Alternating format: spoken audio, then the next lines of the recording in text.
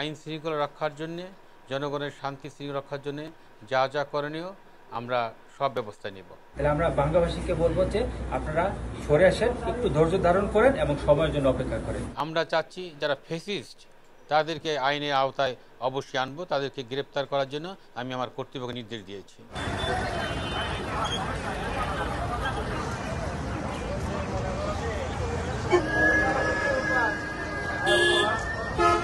আইন শৃঙ্খলা রক্ষার বিষয়ে জনগণের নিরাপত্তা, শান্তি শৃঙ্খলা রক্ষার জন্যে আমরা কথা বলেছি। এখানে প্রশাসন থেকে ফরিদপুরে ডিসি মহোদয় আছেন, উনিও কথা বলেছেন। তো আমরা সার্বিক যে কথাটা বলেছি সেটা হচ্ছে আইন শৃঙ্খলা রক্ষার জন্যে, জনগণের শান্তি শৃঙ্খলা রক্ষার জন্যে যা যা করণীয় আমরা সব ব্যবস্থা নিব।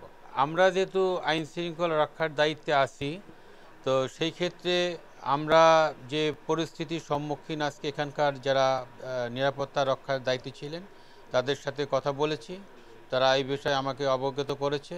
আইনগত ব্যবস্থা তো আমরা অবশ্যই নেব, যেহেতু আমরা আইন শৃঙ্খলা রক্ষাকারী বাহিনীতে আছে, অবশ্যই আমরা আইন শৃঙ্খলা রক্ষাকারী হিসাবে এটা অবশ্যই ব্যবস্থা নেওয়া হবে।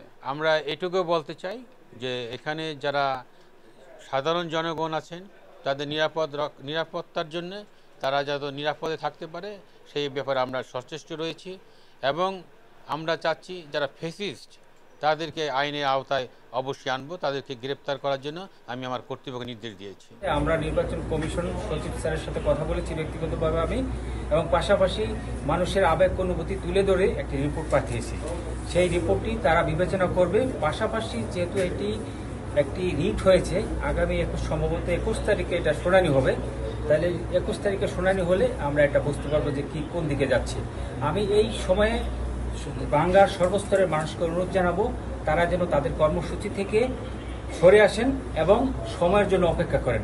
আমরা সকলে সাধারণ মানুষকে নিয়ে কাজ করি, সাধারণ মানুষের আবেগ অনুভূতি জেলা প্রশাসন বুঝে আমরা তাদের আবেগ অনুভূতি ধারণ করেই ভবিষ্যতে আমরা কর্মপরিকল্পনা তৈরি করব। ওয়ালটন এখন দেশের সীমানা পেরিয়ে পৌঁছে গিয়েছে 50টিরও বেশি দেশে। ওয়ালটন, ঘরে ঘরে বিশ্বজুড়ে। শনাক্ত করে তাদের বিরুদ্ধে কঠোর আইনগত ব্যবস্থা নেওয়া হবে, প্রত্যেকের বিরুদ্ধে কঠোর আইনগত ব্যবস্থা নেওয়া হবে।